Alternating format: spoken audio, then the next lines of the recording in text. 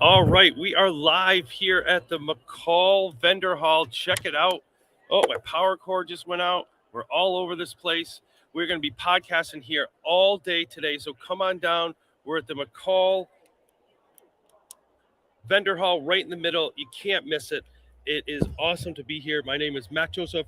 I'll be podcasting throughout the day. Check out the schedule at Matthew X Joseph on Twitter. See all of our featured speakers coming through and hearing from them, hearing about their sessions, hearing about their travel woes, hearing about some of these great products that are here.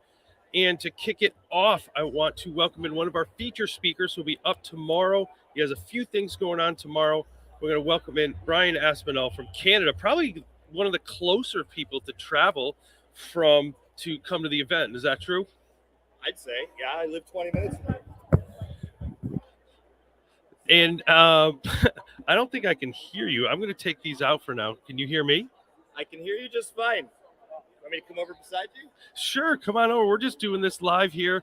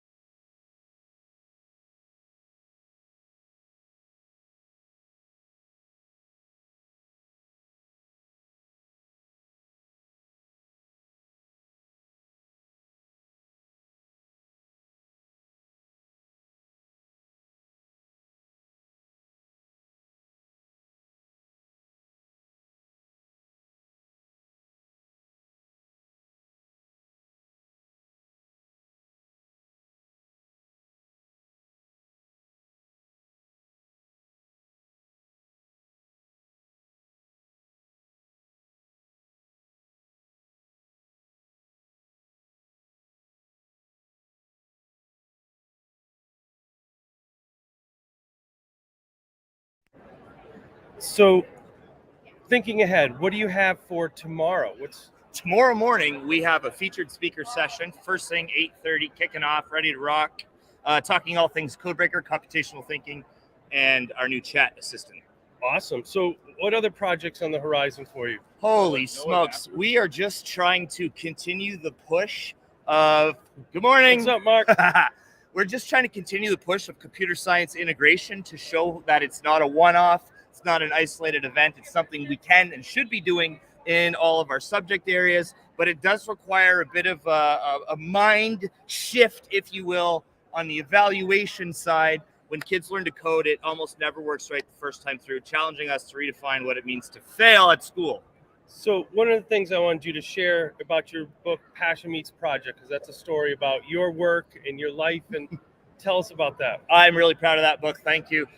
When Passion Meets Project, I wrote that start to finish in 3 weeks, but it is a 20-year story that I've had in my brain, the entire time. I wanted to sort of practice what I preach, model my own vulnerability, what's worked, what hasn't worked. I dabble in real estate on the side. I don't just exist in the education space. We wear many hats. So I wanted to just share my learning and some of the leadership stuff I've experienced through some of these other spaces, things we can learn from the real world, the corporate world about education. So I know you work with some of the solution providers here, like Robotical with Marty the Robot. Tell us a little bit about that work and how it contributes to the job that Codebreakers do. Oh, big fan of Marty the Robot, the humanoid robot. We're actually demoing that today at 4 o'clock in Daphne's featured speaker session here at McCall. So Marty the Robot is a humanoid robot. That means it mimics human behavior. Its arms bend and move, and its knees bend and things of that nature. So kids can relate to it in the sense that while it might be a robot, it does act very similar to the movements and mannerisms of humans. I like it. I think I figured out the sound problem. Can you You go want on me to go your over here? side and try it out again? All right. It wouldn't be a tech conference. Can you hear me? No, but maybe I should. You should plug it in. This is how it works. This is how we figure stuff out. How we do it now? You're on mute. I got you. So I see you on mute, though. Yes, you do. And 3, 2, 1. I hear you. Do you hear me? Yes, I can. All right. So this is how it works here in technology, where one, besides having a little bit of a delay, we are here. Samuel, how you doing from HP? We got special guests just dropping in. Make sure to check out Prisms, which is also here right next to us, and make sure to check out booth 626, EverFi Education for the Real World. I think I shared that earlier when the audio wasn't working. So now we have audio, now we have the video back. So for those of you looking to connect with you, Brian, how the best way to do that? I'm an open book. You can Google me, find me on Twitter at Mr. Aspinall or brianaspinall.com. Awesome. And you have a few things coming up after this event. Some conferences and different work. Yeah, we're doing a lot of work back in our province of Ontario, Canada, which is a stone's throw from here. We're super jazzed about that. We go to school in Ontario until the end of June, almost right up until Canada Day, which is July 1st. So super jazzed to be getting back into classrooms north of the U.S. border, if you will. And we're doing all kinds of things in the K-6 space with math and computational thinking and computer science integration. So I'm looking at you, but I'm used to looking at the screen. We're trying to figure this out as we go. Oh, hey, yep, she's live. You want to introduce yourself? Come on over. It's a live podcast from Nicole. Hello.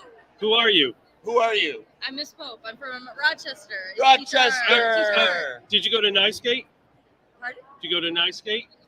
Oh, Rochester, New York, or some? No, Rochester, Michigan. Oh, I should know my geography. He's from Massachusetts. He's from Massachusetts. I'm from Canada. It's right there. A?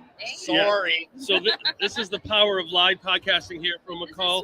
So check it out. You are live on here. Check out my YouTube channel to check yourselves out. This is all working live throughout the day.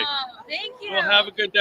Thanks. So I'll roll that into you. And your last question is this is how fast technology changes. People are walking by. We're live online. People are watching. For you, what's the next iteration for schools as we adapt like we are doing here? What do schools need to do to adapt? Well, in the computer science space, particularly, I want to focus on, because we preach this narrative in education about risk-taking and trying new things and embracing failure. And then we look at computer science integration as moving a robot from point A to point B, which is a fantastic entry point. It's okay to be where you are. It's not okay to stay there. Moving robots from point A to point B is a great way to explore like our geometry curriculums, but we really have to throw this on its head, because if you can learn to code, you can code to learn. So ultimately the goal is to put kids in that sandbox playground experience where they get to create content for learning using coding as the tool to demonstrate their understanding in certain subject areas, whatever classes they might be enrolled in. Awesome. Well, thanks for kicking us off. You have the whole day to check out all of these great vendors, and 4 o'clock you'll be testing out Marty the Robot.